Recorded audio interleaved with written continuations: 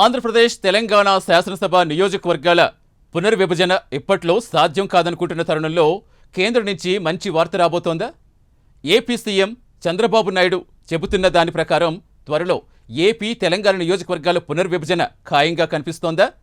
దీంతో రెండు తెలుగు రాష్ట్రాల్లో రాజకీయ సమీకరణాలు సమూలంగా మారిపోయే అవకాశాలు ఉన్నాయంటున్నారు. ఏపీలో ప్రస్తుతం ఉన్న అసెంబ్లీ స్థానాలు 175 నుంచి 225కి, తెలంగాణలో 119 నుంచి 153 అసెంబ్లీ స్థానాలు పెరుగుతాయని ప్రచారం జరుగుతోంది.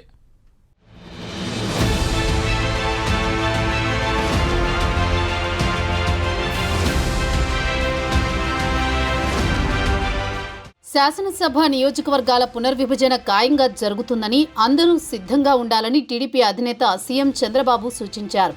సచివాలయంలోని తన కార్యాలయంలో జరిగిన టీడీపీ పార్లమెంటరీ పార్టీ సమావేశంలో చంద్రబాబు మాట్లాడుతూ, తనకున్న సమాచారం ప్రకారం పునర్విభజన పూర్తి చేయాలని కేంద్రం నిర్ణయించుకుందని, వచ్చే పార్లమెంటు సమావేశాల్లోనే బిల్లు పెట్టే అవకాశముందని చెప్పారు. దీంతో రాష్ట్ర శాసనసభ స్థానాలు 225కి పెరుగుతాయని తెలిపారు.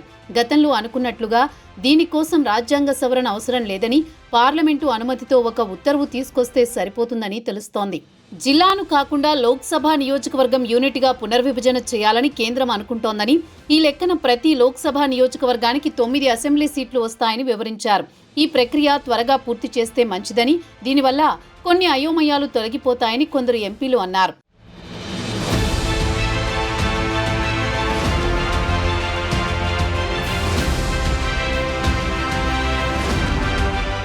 వచ్చే ఎన్నికల నాటికి రాష్ట్రంలో కొత్త అసెంబ్లీ నియోజకవర్గాలు ఏర్పడనున్నాయని స్పష్టమవుతోంది. వాస్తవానికి రాష్ట్ర విభజన చట్టంలోని 50 కొత్త అసెంబ్లీ స్థానాలు ఏర్పడతాయని ఉంది. ఈ నేపథ్యంలోనే గత 2014లో సీఎంగా ఉన్నప్పుడు చంద్రబాబు పలుమార్లు ఈ విషయాన్ని ప్రస్తావించారు. పార్లమెంటు వేదికగా కొత్త అసెంబ్లీ స్థానాల పెంపుపై టీడీపీ ఎంపీలు సైతం గళం వినిపించారు. ప్రధానమంత్రిని కలిసిన ప్రతిసారి చంద్రబాబు కొత్త అసెంబ్లీ స్థానాలను పెంచేలా చర్యలు తీసుకోవాలని విన్నవించారు.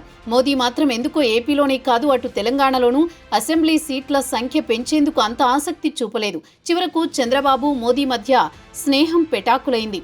ఇక జగన్ అధికారంలోకి వచ్చాక నియోజకవర్గాల పెంపు అంశం పక్కకు పోయి జిల్లాల పెంపు తెర మీదకొచ్చింది.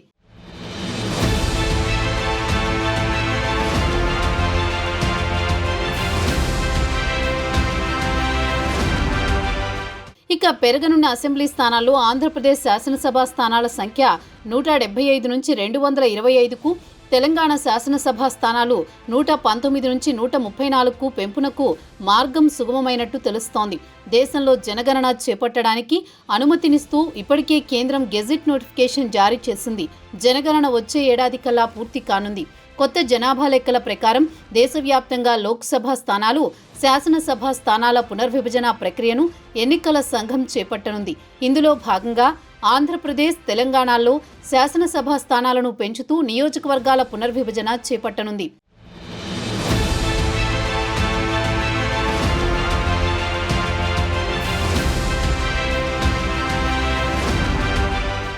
రాష్ట్ర విభజన జరిగిన 11 ఏళ్ల తర్వాత రెండు రాష్ట్రాల శాసనసభలో స్థానాల పెంపునకు లైన్ క్లియర్ అవుతోంది. ఉమ్మడి ఆంధ్రప్రదేశ్ రాష్ట్రాన్ని విభజిస్తూ 2014 మార్చి 1న ఆంధ్రప్రదేశ్ పునర్విభజన చట్టం 2014ను అప్పటి కేంద్ర ప్రభుత్వం జారీ చేసింది. దీంతో 2014 జూన్ 2న తెలంగాణ కొత్త రాష్ట్రంగా ఆవిర్భవించింది. రాజ్యాంగంలోని 170వ అధికరణలోని సెక్షన్ 15 ప్రకారం శాసనసభ స్థానాలను ఆంధ్రప్రదేశ్లో 175 నుంచి 225కు, తెలంగాణలో 119 నుంచి 134కు పెంచుతూ నియోజకవర్గాల పునర్విభజన చేపట్టాలని విభజన చట్టం 2014లో సెక్షన్ 26 ద్వారా ఎన్నికల సంఘానికి కేంద్రం నిర్దేశించింది. విభజన చట్టం ప్రకారం 2019 నాటికే రెండు రాష్ట్రాల్లో శాసనసభ స్థానాలను పెంచుతూ నియోజకవర్గాల పునర్విభజన ప్రక్రియను ఎన్నికల సంఘం, కేంద్రం పూర్తి చేస్తాయని రాజకీయ పార్టీలు ఆశిస్తూ వచ్చాయి. కానీ ఆ ఆశలు అడియాసలయ్యాయి. జమ్మూ కాశ్మీర్ శాసనసభ స్థానాల పునర్విభజనకు 2022 మే 5న కమిషన్ను ఏర్పాటు చేస్తూ కేంద్రం గెజిట్ నోటిఫికేషన్ జారీ చేసింది.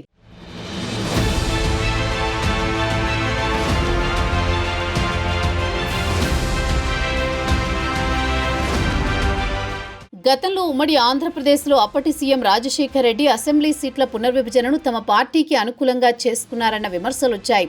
ఇప్పుడు అదే తరహాలో టీడీపీ కూడా ఇదే అవకాశాన్ని వాడుకోవచ్చని అనేక అంచనాలు వినిపిస్తున్నాయి. ముఖ్యమంత్రి టీడీపీకి బలంగా ఉన్న కొన్ని నియోజకవర్గాలను విభజించి తమ ఆధిపత్యాన్ని మరింత బలోపేతం చేసుకునే అవకాశం ఉందనే విమర్శలు ప్రారంభమయ్యాయి. 2027 మార్చి 1న జనగణన పూర్తవుతుంది. అదే సమయంలో కులగణన కూడా జరుగుతుంది. దీనివల్ల రాష్ట్రంలోని సామాజిక నిర్మాణం స్పష్టంగా తెలిసే అవకాశం ఉంది. ఈ గణాంకాల ఆధారంగా సీట్ల పునర్విభజన జరగనుంది.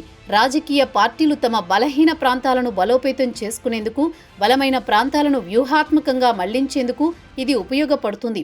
ఏపీలో అసెంబ్లీ సీట్ల పెంపుతో రాజకీయ ఆశావహులకు అవకాశాలు పెరిగే అవకాశం ఉంది. కూటమి పార్టీలు కొత్త నేతలను తీసుకురావచ్చు. వైసీపీ కూడా ఎక్కువ మందికి టికెట్లు ఇస్తూ సామాజిక వర్గాల స్ట్రాటజీకి తెరలేపవచ్చు.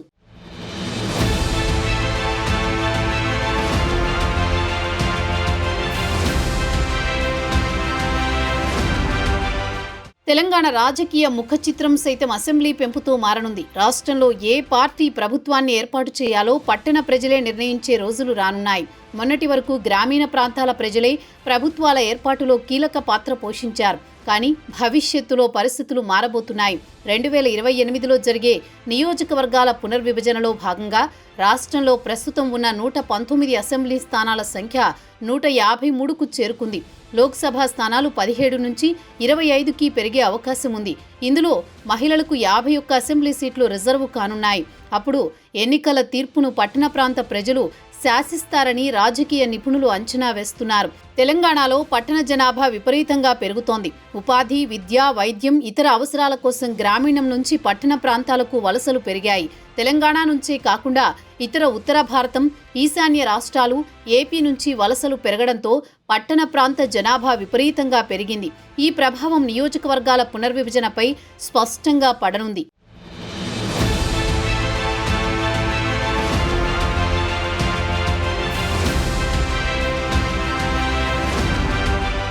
తెలంగాణలో ప్రస్తుతం 45% పట్టణ జనాభా ఉన్నట్టుగా అధికారిక లెక్కలు స్పష్టం చేస్తున్నాయి. తెలంగాణ ఏర్పాటయ్యాక పెద్ద ఎత్తున మున్సిపాలిటీలు, నగరపాలక సంస్థలను గత ప్రభుత్వం ఏర్పాటు చేసింది. దీంతో పట్టణ జనాభా పెద్ద ఎత్తున పెరిగింది. ప్రభుత్వం ఔటర్ రింగ్ రోడ్ లోపలి మున్సిపాలిటీలు, నగరాలు, గ్రామాలు అన్నింటినీ జీహెచ్ఎంసీలో విలీనం చేయాలని నిర్ణయించింది. దీంతో పట్టణ జనాభా మరింత పెరగనుందని నిపుణులు అంచనా వేస్తున్నారు. పునర్విభజన నాటికి ఉండే జనాభా లెక్కలను పరిగణలోకి తీసుకుని నియోజకవర్గాలను పునర్విభజన చేస్తారు. దీంతో అప్పటికి పట్టణ జనాభా 50%కి చేరే అవకాశం ఉంది.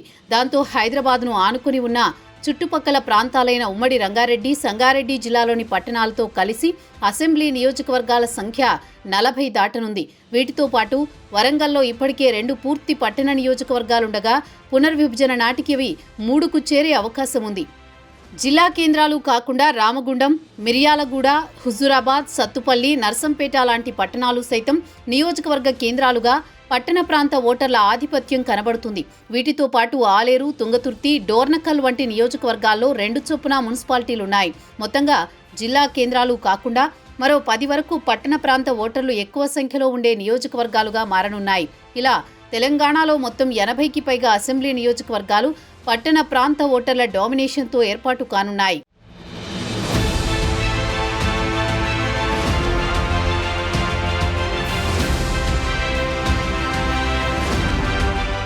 జనాభా గణన పూర్తి కాగానే అసెంబ్లీ సీట్ల సంఖ్య పెంచుతారని ఢిల్లీ కేంద్రంగా చర్చ నడుస్తోంది. అసెంబ్లీ సీట్ల సంఖ్య పెరిగితే రాజకీయ పరంగా, సామాజికంగా, ఆర్థికంగా అనేక లాభాలు చేకూరుతాయి. రాజకీయ పరంగా ఎక్కువ మందికి చట్టసభల్లో ప్రాతినిధ్యం లభిస్తుంది. ప్రభుత్వానికి, ప్రజలకు మరింత చేరువయ్యే అవకాశం ఉంటుంది. సామాజికంగా వివిధ ప్రాంతాల ప్రజలు అవసరాలు తీర్చేందుకు ఎక్కువ అవకాశాలు ఏర్పడతాయి. కొత్త ఉద్యోగాల కల్పనకు, అభివృద్ధి కార్యక్రమాల అమలుకు మరింత అవకాశం ఉంటుంది.